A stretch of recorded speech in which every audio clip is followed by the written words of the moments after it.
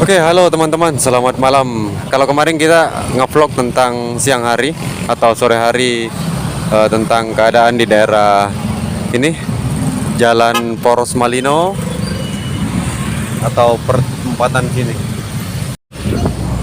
Ini sekitar jam 7 malam, kondisi dari daerah Sungguh Minasa atau daerah Jembatan Kembar Goa ya.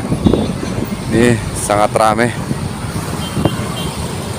Seperti yang saya katakan kemarin, ketika jam 6 lewat atau sesudah habis maghrib, daerah sini akan kembali kondusif lagi ya, lalu lintasnya.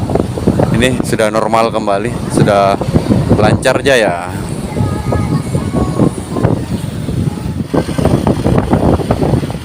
Oke, ini juga di video yang kemarin kita upload pada sore hari.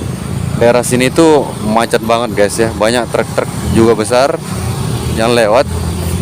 Tapi malam hari ini sekitar jam 6 maghrib, daerah Sulawesi Selatan atau daerah Makassar Goa, ini sudah lancar sekali, keren. Jadi bagi teman-teman yang mau lewat, usahakan pada jam-jam begini ya, biar nggak macet. Oke, ini video hanya lanjutan yang kemarin biar kalian atau teman-teman tahu informasinya. Oke, makasih banyak. Bye.